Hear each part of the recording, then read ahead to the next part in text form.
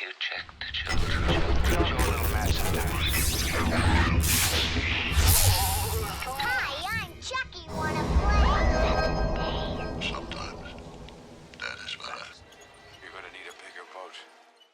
Hey everyone, welcome back to the Horror Show. I'm Cecil, Laird. I'm Andrew Mercer. Wolfman. And we are here to finally sit down and record our thoughts on The Last of Us TV show. We're going to be talking about the first 3 episodes. We would have talked about the first 2, but it's just been really busy for everyone over here. Fuego's back in school. I've got a lot of job stuff going on. Robert's been busy too, so we're just now having time to sit down and talk about it. And I'm excited too because we all have slightly different perspectives on where we're coming from as far as the knowledge of the property goes. We've all experienced it in different ways. So I have played through both games. I love the series. I definitely like the first game more. It is probably my favorite game of all time. So I had high hopes for this going into it, and luckily it's been meeting and surpassing all of my expectations. Agreed. I've been really enjoying the expounding on what we got in the game.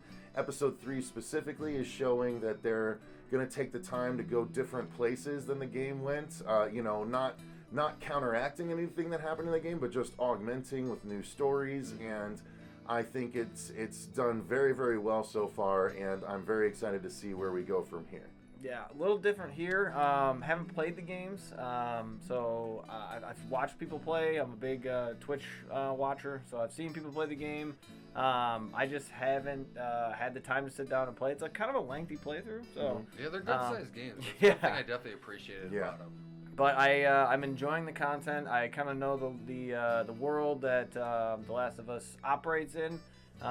So it's kind of fun to see that they get a platform to give us more content. So they can expound, like you said, on stories. They can explain a little more about the backstory of what's going on, and you just kind of feel a little more in tune, knowing everything. So a little different for you, I would think. Yeah, I did end up playing the first game. I didn't really play any of the second one. I am a fan of this property. Be able to see this stuff come to life on the big screen, and how well they brought this world to life and to screen with just this simple world detail. Not even really simple, but just the tedious little details in the world that they don't skimp on it. It looks beautiful. Not to mention, like, everyone's kicking ass. Nick Offerman, obviously, we just got done watching the third episode. Crushed it. Absolutely crushed it. And then it is an expansion on some characters that we already do know from the first game. I absolutely loved it. And like I had mentioned earlier on and everything, that there's some characters, especially with Tess and Joel, I wish they expanded on a little bit more so far. But it is what it is. It looks like it's not a finite thing, right? They're going to be able to go back and tell absolutely. stories and stuff. Yeah, and that's the cool thing too, is how they're bouncing back between pre-outbreak, middle, and now present day. It's clever in how they're doing it, because they're not keeping the same formula on each episode. Right. Yeah, it's been really entertaining, and it's a really well structured show thus far. The first 2 episodes started with a flashback to before the outbreak happened, and then in episode 3 it did a whole story through the middle of the episode, following people all through the 20 years of the outbreak, leading up to where we are now in the present day, so to speak. And so the story, if you weren't aware, it's about the fact that a fungal infection has taken over the world and caused an apocalypse, and this fungal infection basically takes over humans and pilots their bodies, as if in the same way the cordyceps fungus does to ants and insects, and so it spreads across the world, and society collapses, and now the people that remain alive are trying to stay alive, avoid the infected, and maintain some semblance of society. Yep. And within this circumstance lies Joel, who had a dramatic loss at the beginning of the series, and now 20 years later he's still kind of a lost soul. He does things that would normally emotionally really scar some people, like burning the bodies of children that have been infected and such. And he is tasked with suddenly watching over this 14-year-old girl named Ellie, who is meant to go across the country for reasons unknown. And it's just a really, it's a complex while being, it's a simple while being complex story. And it's played out so well, and it's so interesting. And even having played the games, I'm so on board to see how they go through it in the actual series. Oh, absolutely, especially too because like they're not following like shot by shot and frame by frame of the video game, thankfully. So it still keeps us entertained and on our toes because some things, at least certain events, have changed up a little bit. But they haven't. But it hasn't been so drastic to the point where I'm just like, well, that was dumb. Right. Like I can appreciate that you take your certain liberties on your property, but you don't just erase what your property is about. Right. Yeah. Enhance it. They built a great world. Again, the video game did a really good job of giving you content to ground, build a world, build characters, and let them kind of expand as well, and not just say, this is his role from start to finish. You kind of see some of these characters change. Like you said, Joel's hardened, and then you're kind of seeing him morph because it's the end of the world. You gotta kind of change and adapt as you go. Yeah. So. Well, that was honestly the great thing about the characters, even in with the game, is the multiple arcs that characters go throughout it, and it gets you.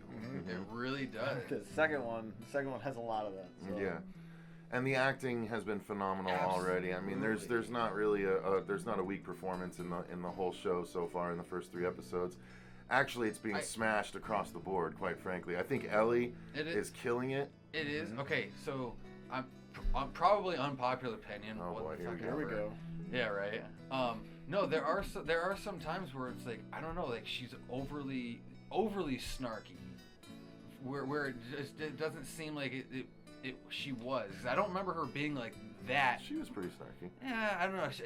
She's still more likable in the.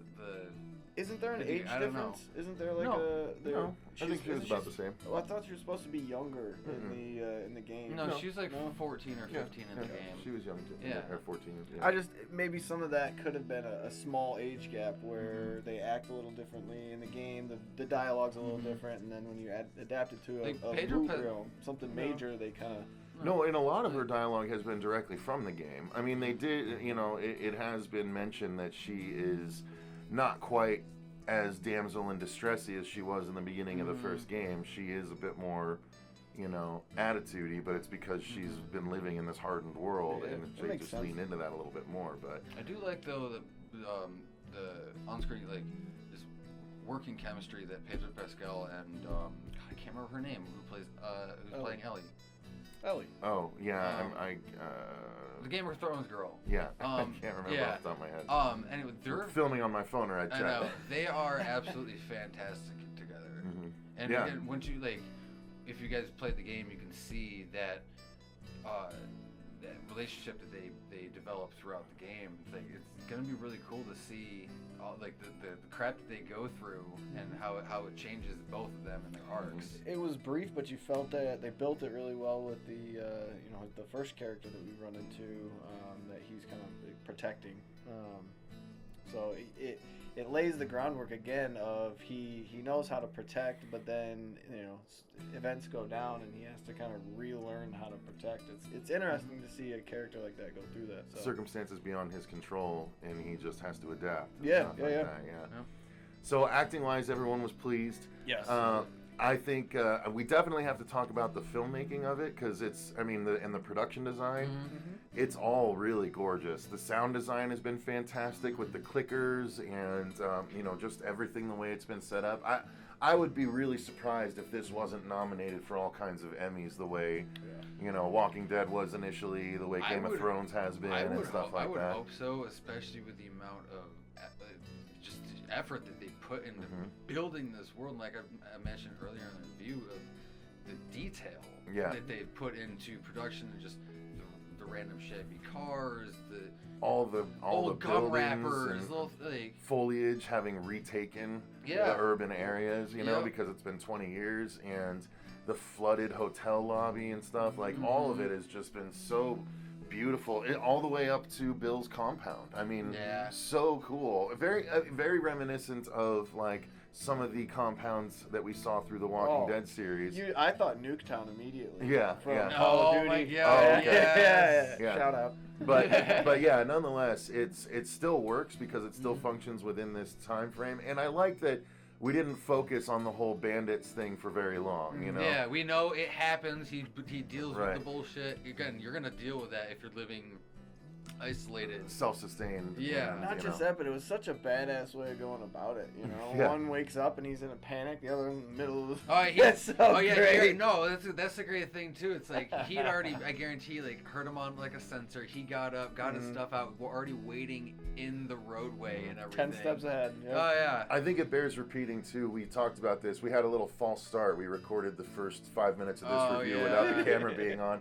But the thing that I did mention that we talked about briefly is that I think that unfortunately there's going to be a lot of people that turn on this series based on the third episode because it focuses heavily on a gay relationship, that a lot of people will be like, this show's woke, I don't want to watch it, this wasn't even in the game. I don't remember if these characters were gay in the game or not, but nonetheless, it wasn't focused on to this much, but No. I think it was done very, very well. Oh, I absolutely. mean, And that's the thing. It's like I didn't feel that at all watching this. Yeah. It was the expansion of, like I said earlier, it was expansion of our character story that we already knew, but we didn't know the full like spec of his life.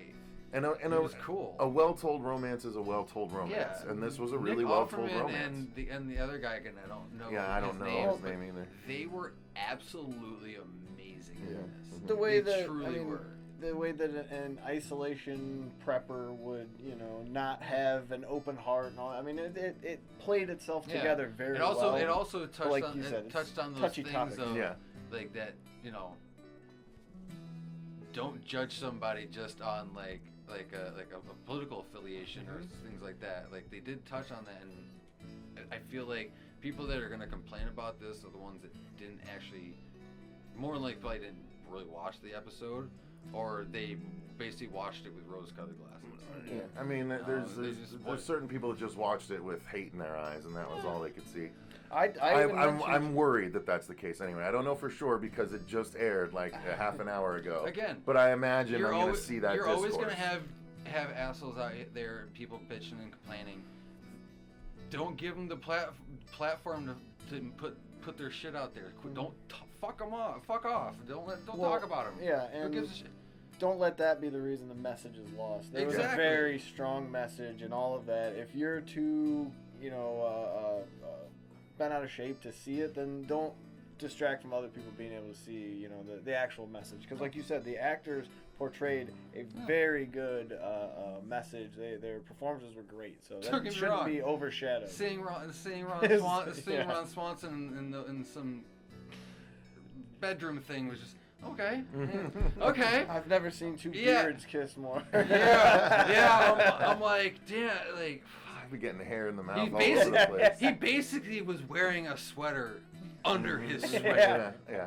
Like, Yeah, but nonetheless, the point is the storytelling is so strong that none of that even matters. No. You know, it really, really, truly doesn't. It's a good story with wonderfully drawn characters, with a very well crafted, presentation, cinematography-wise, production design-wise, sound design-wise, and finally effects-wise. I mean, the effects are phenomenal from the pyrotechnics that we got in this episode to the once again fantastic special makeup effects of the trapped infected. yeah, Yeah. we did actually have two shots of cuts. two different. We had the one from Ellie found, and then the one from the flashback Yep. of. My bad. Of Bill Yeah. and everything, and they looked great. I still have to say, so I'm gonna jump back just a smidge bit, and then talk about like the effects on episode 2 Okay, yep. when we had the clickers. Holy sheep shit in the duffel bag, Batman. That looked absolutely amazing because you could tell they put they put their work into the prosthetics, but they also used some CGI for minor enhancements, just for little articulations. And oh my God, the sounds! Yeah. The sound design and like the popping of the joints and like the clicking or little communications. It sounded fantastic, and it was a little nerve wracking. Yeah. Obviously, if you guys played the game, you know that your butthole was clenched, fucking watertight during that scene. It's like be quiet, don't make a noise. And he steps on like the smallest little pieces of glass to set them off, and they come running. Yeah, just fucking launched itself. They know at him. exactly where you are. Just like you could literally drop a pin. I really wanted to touch on the CGI because they're not hiding from it. Some movies Talking will about put, the tendrils and things like that. not even then. I'm talking about when they're walking around having just left the QZ. They are like the back showing of the city, everything. the cityscape They're and showing stuff, all the cityscape. They're not trying to hide it behind Right. certain stuff, or hey, we'll show you the practical and hide it behind the. No, they're just like, okay, we'll make a world and we'll put it right in front of you, and we'll see, you know, how did we do? And that's again, what they did so great. Yeah, that's what I was touching on earlier about like their attention to detail in that world building, bringing it to life.